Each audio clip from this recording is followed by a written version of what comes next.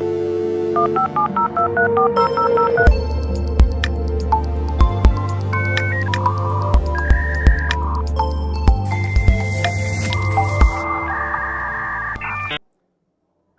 and welcome to ITWeb TV Live at the Security Summit 2025, brought to you in association with Snowd Technologies. I'm very happy to introduce Jamie Bartlett, who's one of our keynote speakers. He is a tech expert, author and presenter, and some people may know him from the Cryptoqueen podcast. I know there's a proper name for that, but it just went from my head. The Missing Cryptoqueen. Missing Cryptoqueen. Yeah. Jamie, welcome. Thanks for having me. Cool. So OneCoin, That's it. Dr. Ruja Ignatova. For those who don't know the story, either from your podcast, I believe there's a book now. We're not plugging the book. I'm not Graham Norton. Can you give us a brief overview of what the story is and a summary of your investigations? You've obviously followed it through. I'll keep it really brief. Okay. As ever, these stories are quite long and complex, but the short version is Dr. Ruja Ignatova, Bulgarian-German, in 2014 launches kind of like a Bitcoin rival. Like it's going to be the next big thing, she says. But it's a cryptocurrency sold through multi-level marketing, you know, like Avon or Tupperware. So pyramids. Pyramids, yeah, exactly. We're allowed to call it that. You are allowed to call it a pyramid. And so this thing spreads like wildfire really quickly. It's within 2.5 years of being launched, it has reached 175 countries and 1 million people have invested 5 billion euros into this scheme. Wow. All of them had been told they were going to make vast amounts of money back when the price skyrocketed, which never happened. I even went to Mbarara in Uganda and I found people in tiny villages who'd invested their life savings in this thing. 2017, she boards a flight from Bulgaria to Greece and vanishes into thin air and has never been seen since. She is now on the FBI's 10 most wanted fugitives list. So she's the most wanted woman in the world and she's the most wanted cyber criminal in the world. Okay. The whole thing was just a very old-fashioned scam dressed up with the language and the hype of a new technology, cryptocurrency, which just baffled everyone into thinking it was something different. And basically, for the last 6 years, I've been exposing that scam, how it worked, trying to warn people, although everyone still falls for the same thing, and trying to find that woman who is still on the run and is rumoured to be in South Africa, would you believe it? Okay. There you go. That's the summary. Okay. That's a good summary. So you mentioned there that people are still falling for it. Yeah. Are we seeing copycats of OneCoin? Are we seeing other examples? Or have people has the hype around cryptocurrencies kind of disappeared? I mean, we've got the meme coins. I won't go into those. Well, I'm sure that's the whole thing. Yeah. Is that essentially what's kind of escalated? The problem is with cryptocurrencies is there are multiple different ways you can lose your money. Mm-hmm. Some ways are legitimate. Maybe you invest in a coin, it's real, it exists, but the price plummets and you lose everything. Maybe someone's running a pump and dump scheme where investors push the price up with marketing and then they sell at the peak and you, the normal person, loses it all. And so there's so many different things, and it's still absolutely rife. People are losing a fortune. My scam was actually slightly different because it was a old-fashioned pyramid scheme. I sell to you and make some money. You sell to these guys. You make some money. They sell to their friends. But there's nothing of real value, and eventually the pyramid collapses. People realize quickly that cryptocurrency, with all of its hype, combined with a pyramid scheme, is dynamite.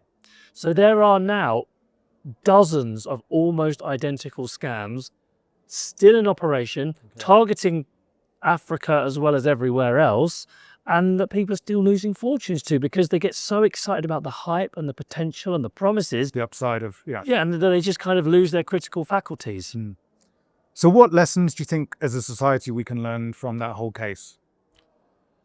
Well, there's lots of lessons. The single thing I always take away from this is everybody, like scammers are brilliant marketers.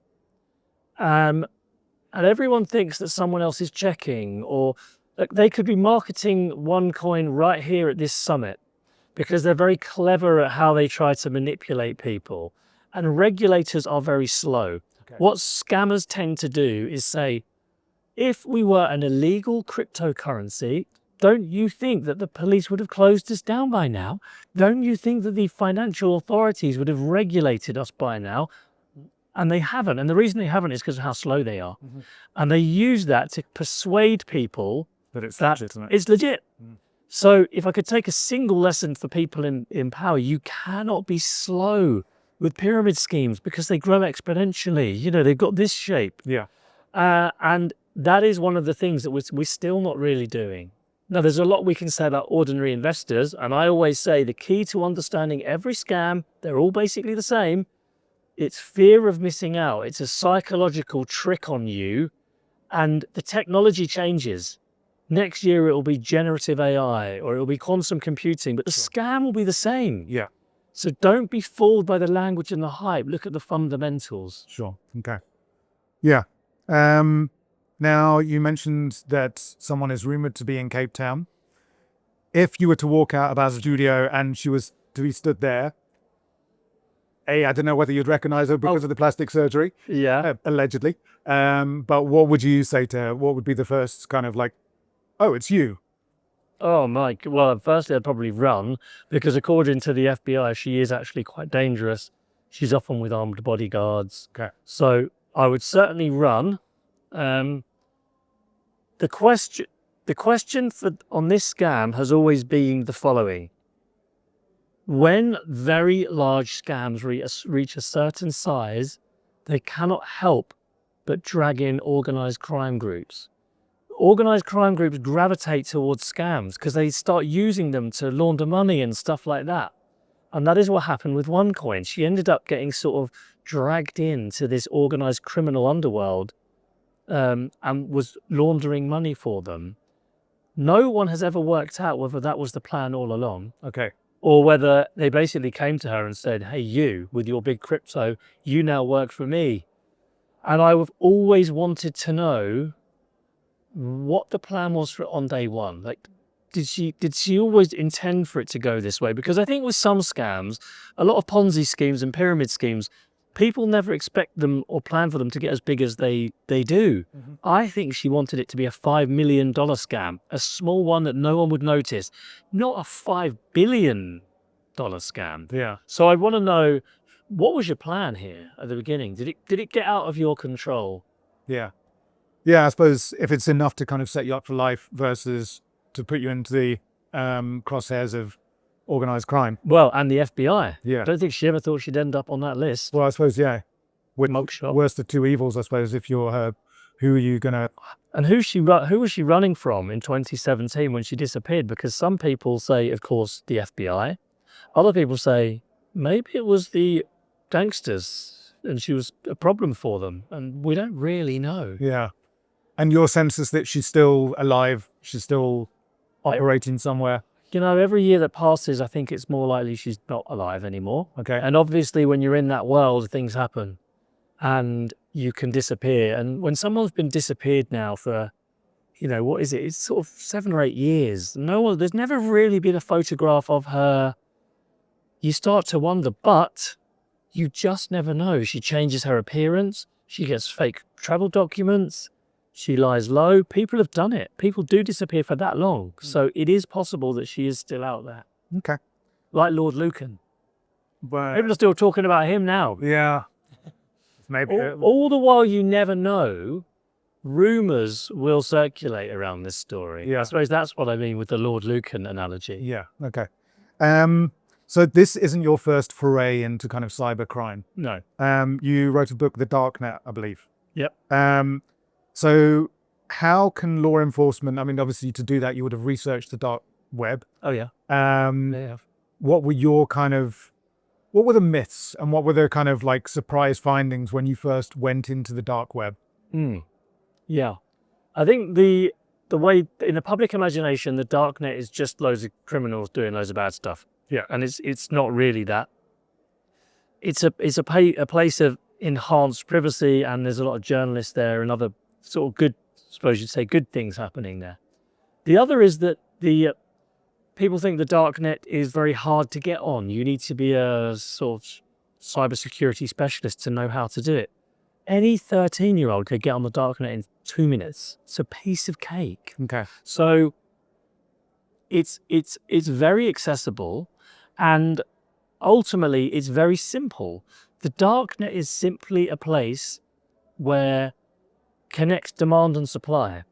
It's a place where criminals who've stolen data go and sell it, and a place where people who want to get it go and buy it.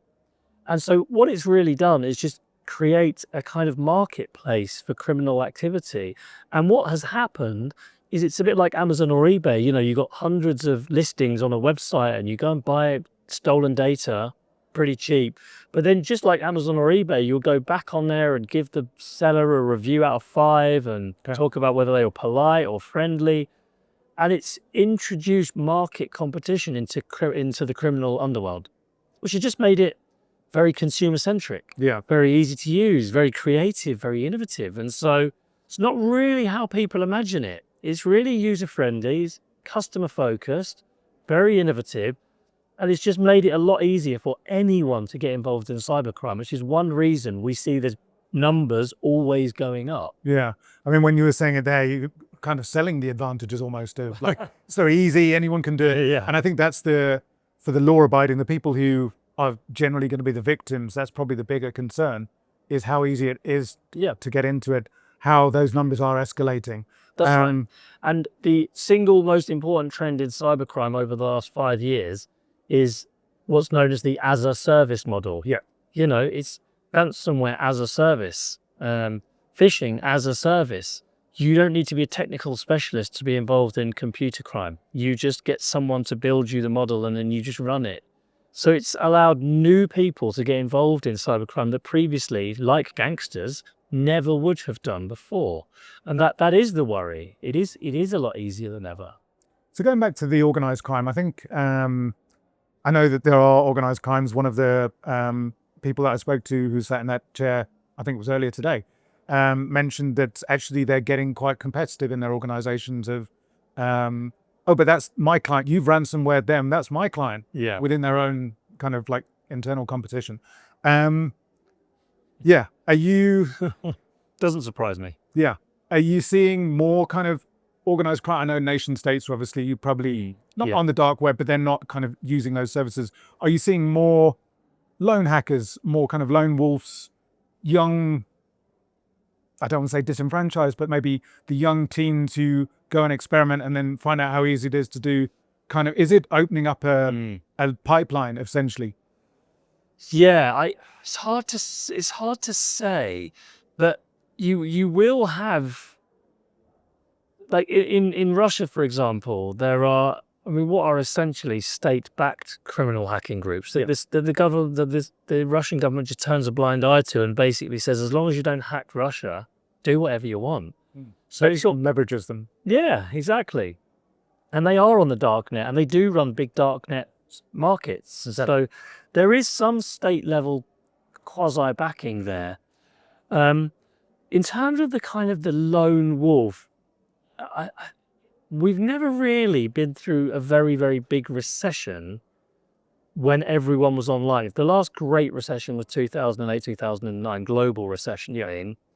So it was a very different world back then. We don't really know what will happen in another global recession when large numbers of young people out of work who are very literate online because they've all now studied coding since they were 10 years old, think, I am a youngster in Lithuania. There's not many prospects here. There's very low chance of me ever being caught or prosecuted for any cybercrime. Shall I just run some ransomware attacks and see what happens? It's only going to cost a bit of money. Yeah. And I suspect that might well be the case. Now, the large-scale sophisticating hacking of retail giants, which has happened over the last few weeks, that's not just a lone person. No, it's a lot of coordination, a lot of technical know-how. But, from the perspective of an ordinary person, they don't care whether it's a lone hacker or the Russian government. If they've got into your system and stolen your money or phishing emails or whatever, it's the same. Yeah. It's just so, I don't know precisely, but I'm going to be watching closely. Okay. And And I wonder if anyone else is watching closely, and specifically, I'm thinking of like regulators, the authorities.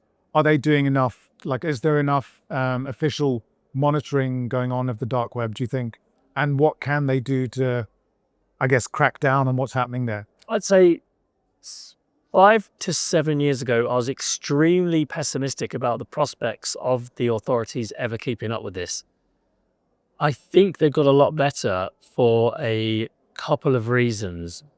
First, I think they gave up on the idea of being able to hack in, to sort of just entirely disrupt the encrypted software they were using.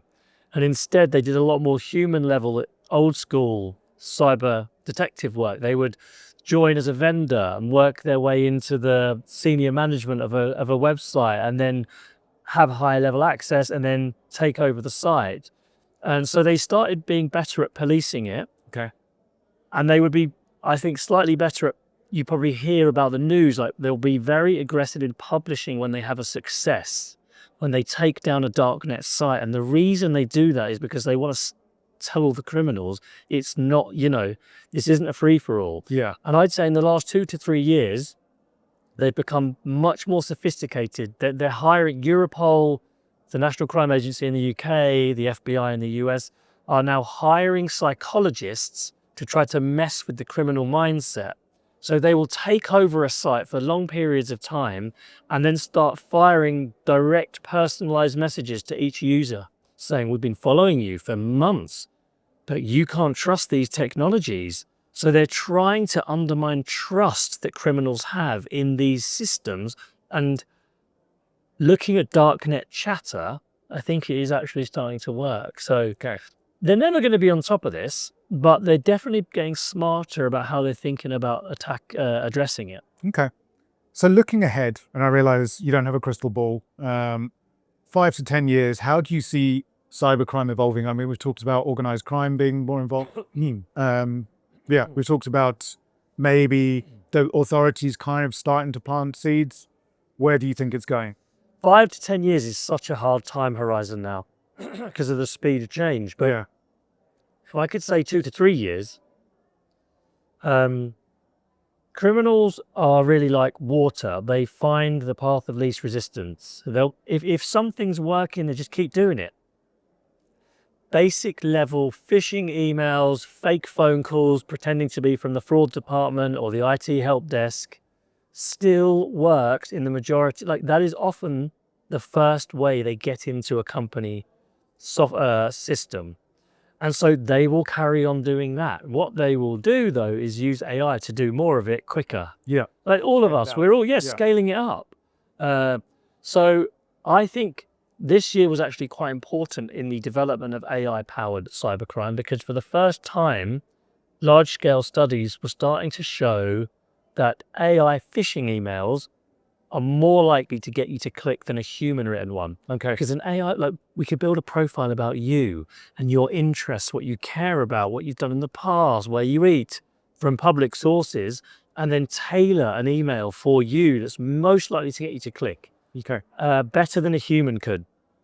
So we're talking about in probably a year or two's time, I think quite a significant improvement in the quality of phishing emails, fake phone calls, voice cloning, video cloning. We maybe have a year before we see a massive change.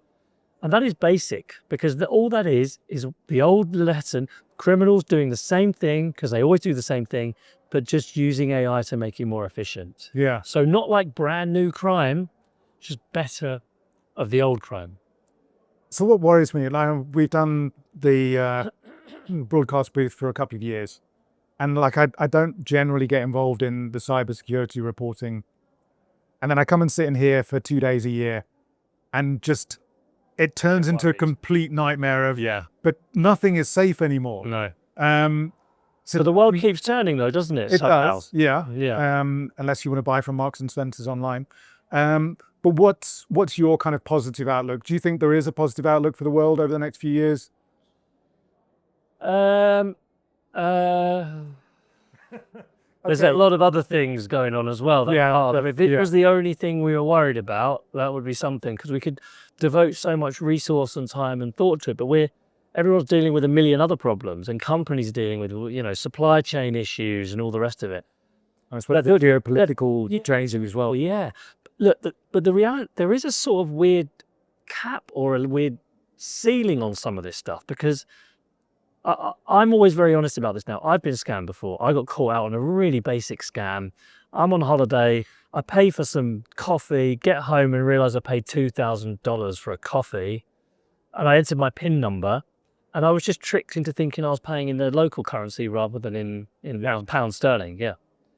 Now I tell everyone about that, and I will never fall for that again. I think the best way that you learn from the way you learn to be inoculated against these types of scams is to fall for one. Yeah. People don't usually fall for the same trick twice. So we're going to reach a kind of inoculation, population level inoculation, because so many people are getting scammed. But hopefully we then start to build our defenses. We learn how to spot it. We're very skeptical. And I can see that happening already. So you can, even though the chart's going up, the number of people getting vaccinated against being scammed is going up too. Yeah. So is that an optimistic thing? That you're going to get scammed, but then you'll learn from that? Yeah. Sure. But, you know, I come to these conferences and I just see how much activity and ideas there is as well. And like 6 or 7 years ago, I probably thought things were going to be even worse now than they are. Because of all the activity going on in the cyber defense world, it's not as bad as I was expecting. Yeah. So you never underestimate the ingenuity of all these guys as well. Yeah. I mean, I think the one interesting thing is obviously we've got the corporates who are able to afford the services of these. We're kind of not starting to see that kind of long tail of SMEs starting to buy into cybersecurity more. My concern for the sort of South African population is maybe not the digital savvy. Maybe not the people who have fallen for the scams in a way that you have. And then, if they do fall for the scams, as you saw with the crypto scam, it's going to be their life savings. It's going to be something because they don't know what's actually happening. I mean, we've seen deep fakes adverts. I keep using this example with Elon Musk, and he knows something and he's not going to tell the government, but you could make lots of money. And that's going out on YouTube. And people are falling for it. So how do we, I guess that's my big kind of concern, is the gap for the population that aren't informed and aren't kind of... It is a worry. And there are clearly parts of the world that have digitized very quickly, have not maybe had as much time to get as savvy as they need to be on spotting these stuff, especially some of the older generation as well. I try to keep the lessons really basic. I think it's everything you can talk about like AI generated polymorphic malware and all of this technical stuff. But for most people, it's like, look, if the bank phones you up and claims to be from the fraud department, don't tell them anything. Put the phone down and phone the bank up on a number you know. If you see someone online promising to make lots of money for you, it's too good. Don't you remember what happened to, Auntie Nina? Don't follow. So really simple. And if we could get those simple messages out there more, it could probably deal with about 80 to 90% of these scams. So I'm like all about trying to push that stuff. The worry is everyone talks about AI and it sounds all very technical and complex when it's usually an old-fashioned scam just using AI. It's dressed up in... So you can only hope that obviously... Basically, everyone's probably got to get out there and use ChatGPT and all these other ones so they can see how easy it is to fool people. So, it's not I don't have a real answer for you, but it's all about focusing on really, really simple, emotionally resonant lessons, because that's what people learn, which is why anyone that has been scammed, please tell everyone. I know it's embarrassing, tell your family, tell your friends. It's the best way of keeping them protected. And on those wise words, Jamie, I think we're going to have to draw to a close. That's been Jamie Bartlett, who is tech expert, author and presenter, and host of the Missing Cryptoqueen podcast and book. Thank you. Please stay tuned. We'll be back soon.